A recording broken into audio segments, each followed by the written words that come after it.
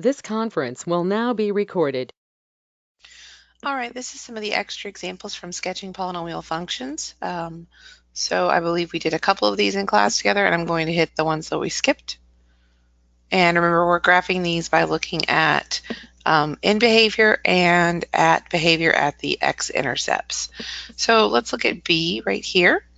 For this one, we need to, first of all, determine what is the in behavior, and that is determined when you're in general form like this by looking at the leading term. So our in behavior, we care about two things essentially. We care about is the degree of the polynomial even or odd, and we care about if the leading coefficient is positive or negative. So here's the leading term. That is an even degree because it has a power of 4, and the leading coefficient is positive 1. So when you're even degree and positive for the leading coefficient, that means both of your values at your ends are going up to positive infinity. Okay, so for the behavior at the zeros, or the intercepts for us, we need to factor this first. So we're going to pull out an x squared. We're going to be setting this equal to 0. So that would be x squared plus 3x minus 4. We can factor that further. That would be an x plus 4 and an x minus 1. So my x-intercepts are, this guy would be 0, negative 4, and positive 1. So remember, we want to write those as a zero multiplicity kind of chart so we know what's going on. So put them in order from least to greatest. So our zeros are negative 4, 0, and 1. They're multiplicities. The negative 4 had an exponent of 1 on it. The 0 actually came from x squared, so it has an exponent of 2. And the 1 had an exponent of 1 on it. Okay, so remember, if you have, that's your behaviors now follow from this. If you have a 1, you cross like a line. If you have an even multiplicity, that means you're going to bounce at that point, which means you don't cross the x-axis. And a 1, again, is crossed like a line. So let's go ahead and plot this. So we're going to plot our 3 x-intercepts. So negative 4, 0, and 1. At the far, far left point, we have to make sure we're going up. At the far, far right point, we have to also make sure we're going up. That's our in behavior. At negative 4, we're supposed to cross like a line. So we go down into the negatives, come back up. At 0, we're supposed to bounce. So a bounce means you touch it and you go back down. And then we come back and cross at 1. So notice this kind of looks like a W a little bit. So the other question that they always ask is they want to know when was f of x greater than 0 and when was f of x less than 0. So from negative infinity to negative 4, we're above the x-axis. From negative 4 to 0, we're below. From 0 to 1, we're also below the x-axis. And from 1 to infinity, the graph is above the x-axis. Okay, let's look at C. C is a factored one, so it's already pre-factored. So when we look at our in behavior, you have to be more careful here. You have to count up what would this have as its highest degree if we had it all FOILed out.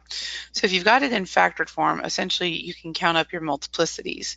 Now this one out front does not have a multiplicity because there's no x there. So this is a 1, 2, 3. If we multiplied all this out, we get x to the third as our highest power. So our degree is odd. Our leading coefficient this time is negative because this number in front is negative. So it's going to be a negative. So that means odd and negative. Odd, remember, means you go different directions, and negative means it's opposite of what an x cubed function looks like. X cubed usually goes uphill, so this is actually going kind of downhill. Okay, and then we need our x-intercepts. The negative 1, 8 doesn't give me any information because there's no x attached to it, but we have a negative 4, a 2, and a 6 since this is already pre-factored. So for my zeros, I have negative 4, 2, and 6.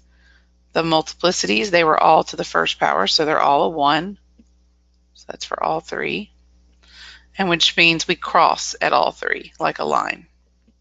Okay, so let's plot the points. So this is negative 4, positive 2, and positive 6. We are up on the farthest left, We are down on the farthest right, and then we're crossing everywhere in between. So we go down and then back up and then down. Notice crossing through the x-axis. So this has f of x being greater than 0 and f of x being less than 0 on specific intervals. So from negative infinity to the first x-intercept, I'm above the x-axis. From negative 4 to 2, I'm below the x-axis. From 2 to 4, I'm above the x-axis, so I'm greater than 0 for my y's. And from, sorry, that's supposed to be 2 to 6, not 2 to 4. And then from 6 to infinity, we are below. Okay, there's 2 more of these that we skipped over in class because, like I said, we kind of did the first one and the last one. This one needs to, first of all, have the end behavior analyzed.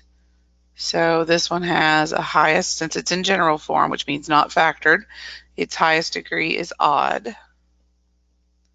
Leading coefficient is positive, since it's in front of the x cubed. So that means we're down on the left and up on the right. If we factor this, we pull out an x squared out of that pair, pull out a negative 9 out of this pair. That gives me x minus 3 times x squared minus 9. That is x minus 3 times x plus 3, x minus 3. And it's our job to recognize the x minus 3 is appearing twice. So if we set this equal to 0, it would be x minus 3 squared and x plus 3. So this guy has a multiplicity of 1. This one has a multiplicity of 2. This is a 3 and a negative 3. So negative 3 is the first 0. Let me back that up. I wanted that line above that. So my zeros, multiplicity, and then behavior.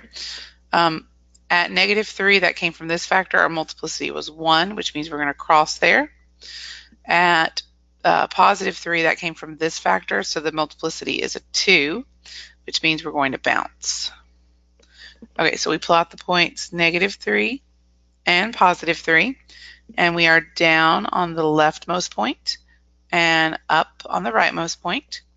And then we cross at negative 3, so that means we go up some unknown amount, and then when we get to positive 3, it's a bounce. So that makes sense with the end behavior. So for this one, f of x is greater than 0 and f of x is less than 0. We are below the x-axis from negative infinity to negative 3. We are above the x-axis from negative 3 to 3 and from 3 to infinity. We have to keep them separate though, because this is not greater than 0. That would be equal to 0. So it is a separate group. All right, and then, oh, actually we have 3 left. No, we did f in class, sorry. So we have just this one left. So this one has a degree that is even, and it has a leading coefficient that is negative. So that means it's down on both sides because it's even and negative. If we try to factor this, let's see what happens. So I'd probably pull out a negative 1, and that gives me x to the 4th minus 12x squared plus 27. Factors of 27 are 1 and 27 and 3 and 9. 3 and 9 will make 12. So negative 1, but we're going to factor it with an x squared. So x squared minus 9, x squared minus 3 multiplies to 27 but adds to negative 12. The negative 9 one factors again into x plus 3, x minus 3. And we will solve this one in just a second. So we get a negative 3 because this negative 1 doesn't give us anything. It doesn't have an x. We get a 3. And then we have to set x squared minus 3 equal to 0 because that does give us an answer. It's just not nice. We take the square root of it, and it's plus or minus square root of 3. So there's 2 roots there. So our zeros are, in order from least to greatest, negative 3, negative square root of 3, positive square root of 3, and 3, because square root of 3 is about 1.7, I believe. They're multiplicities. Each one of them occurred once. I know this is a squared, but it broke up into 2 answers and became just x to the first. So each of these all occurred once. So that means the behavior for each of them is to just cross. Okay, so we need to plot them. So negative 3, and then it's about negative 1.7. Like I said, if you type square root of 3 in on your calculator. 1.7 again for kind of the square root of positive, positive square root of 3. I can't talk. And then 3. And then we are down on both of our n values. and it's cross at every single one. So we're going to cross up, then back down, then up, and then down. So this one kind of looks like an M. So f of x is greater than 0, and f of x is less than 0. From negative infinity to negative 3, we're less than 0 because we're below the x-axis. From negative 3 to negative square root of 3, we're above. From negative square root of 3 to positive square root of 3, we're below. And from square root of 3 to positive 3, we're above the x-axis. And then from 3 to infinity, we are below again. And that's the end of graphing rational functions using end behavior and the behavior at the intercepts.